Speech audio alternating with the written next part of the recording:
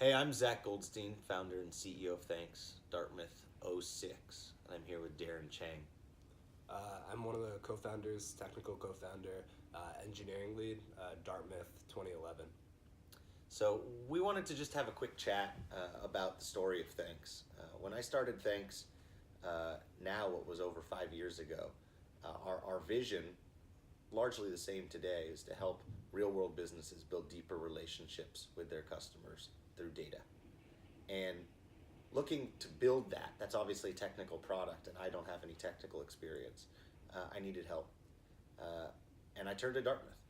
And hire number one on our team was Darren. And he took a lot of risks coming out of school to join Thanx, but it's grown his career and us as a business as a result. And we thought we'd share some of those stories.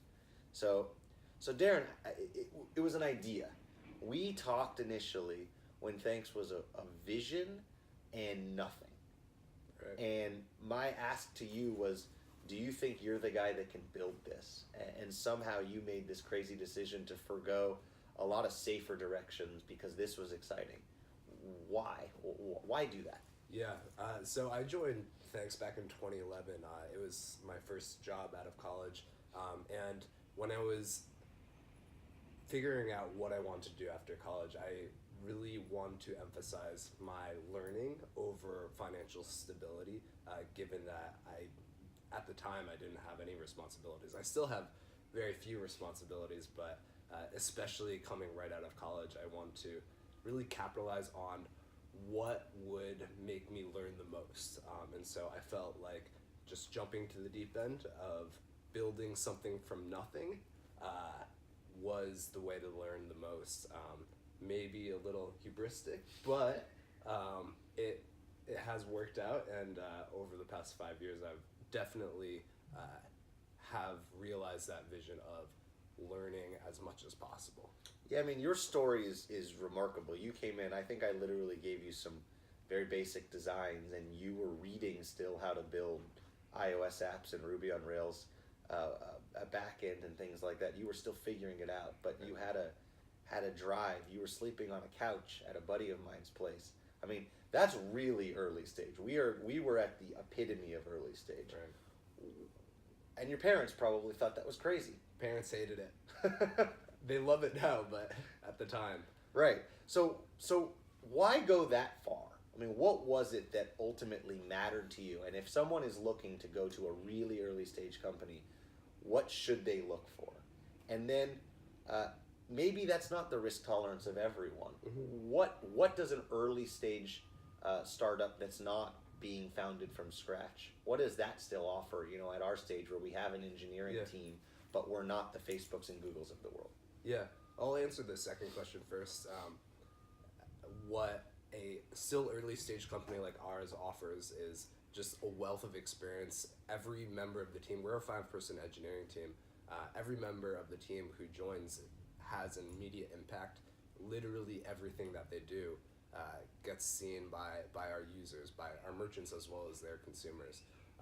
And so the benefit of the learning is definitely still there, except the financial instability of the very, very early days, not having funding, not really having many people on the team to support you. That's less of an issue right now. What was the first question? Well, so Darren's gone through from engineering team of one to recruiting and creating a back-end architecture that we can build and scale, to actually hiring the ultimate manager of the engineering team so you could focus on doing development work. So talk about that experience. I mean, you moved from team of one to lead engineer. You took the management part on your shoulders and then pushed it off of your shoulders so you could focus on the stuff you want to do. Talk about that experience, because that's like multiple careers all in one job. Right. So what Thanks has really allowed me to do is really see the evolution of the company. And so being in a 1-person engineering team versus managing an engineering team of 5 or 6 people, very, very different experiences. And so when I first joined, it was all about writing a bunch of code. That's really what I've always been passionate about, and so that was a natural first step. And as the team grew, I got pulled into managing the team out of necessity. A lot of engineers go through a crossroads in the career where they can either go the technical route or they go the management route.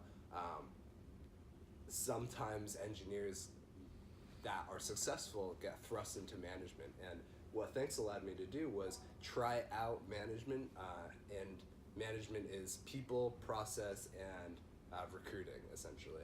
I think I might have missed one of the points there, but yeah, Thanx allowed me to experience that. I realized that experience really, at the time, pulled me away from what I really like to do, which was building a product, writing a lot of code, pulled me away from technical work. And so with Zach's help, we went on to hire and look for a head of engineering. He joined Kasim, head of engineering, former VP of engineering at Zenefits, joined the team, took over all the responsibilities that really honestly felt draining to me, and allowed me to focus on what I love doing, which is building technology. However, I wouldn't have known what I would like to do without going through that experience, and Thanx over the past 5-6 years have allowed me to experience many different roles within an engineering team. Yeah, I talked to an engineer who we were recruiting yesterday, who has been doing exclusively front-end work, and is an expert and feels really great about it, but feels very pigeonholed. He actually described it as, I went all the way down to the rabbit hole, I realized I was at the bottom of the rabbit hole, and I had to decide where to do next. And that is part of the challenge, I think, of being an engineer in a bigger company where you get siloed into one thing. Our engineers don't. I mean, the breadth of what our team is working on and the constant context shifting is, I think, part of what makes it hard. But for our team, the team that you've put together, it's, I also think, what energizes them. Definitely. A lot of engineers, a lot of engineering leaders really talk about the T-shape of experience and expertise. The T-shape is horizontally, you have a lot of experience horizontally, but the vertical side is you have a lot of depth as well. At a startup, you kind of need both. You need to have a lot of breadth as well as a lot of depth, because you're just thrown into situations where you have to figure it out. No one else is there to support you, besides, of course, your team. But there aren't full teams that are responsible for one slice of the horizontal spectrum. And so naturally, at a startup, you have to develop both. So it was you and me in a coffee shop, and then we built the team from there. You were sleeping on a couch. We've gone through now 4 rounds of financing since then, raising more than $20 million. We have a headquarters in San Francisco. We have another headquarters in Denver. So there's been a lot of growth. What was the first wow moment where you thought, yep, I made the right decision? Yeah, my first wow moment was launch day. We launched in 2012 at Mixed Greens, our first merchant partner, and we hadn't really experienced something real. I mean, we tested, we built the product, but it wasn't live. No one was really using it, and when launch day rolled around and people, our friends and strangers, honestly, started using our product, and they made a transaction and a push notification showed up on their phone. That was an amazing feeling, because we went from literally nothing real world to having a real world product that people that we didn't know directly were using. And so that was a pretty and now experience. that number's in the 7 figures of people actively using the product, and suddenly we're playing a very different game of trying to scale and keep up, and in many ways tear down what we built before to rebuild it in a way that's larger and scalable for the new size where we are. Okay, so when you think about advice for brand new grads coming out of the CS department at Dartmouth, Yeah. or people that maybe left Dartmouth already but are still early in their career and they're excited about this concept of moving to San Francisco, Silicon Valley, working in the tech environment, and trying to figure out, is it the Googles and Facebooks of the world, or am I comfortable taking on more risk, more responsibility? What would you say to them? Yeah, I think everyone's risk tolerance is obviously very different. I think especially mine, it's pretty high. After college, I essentially didn't get paid for a little while, and then we built something from scratch, and now I'm doing well for myself. But everyone's risk tolerance is very different, and so what I emphasize when I said it before, but what I emphasized when looking for a role was my learning opportunity.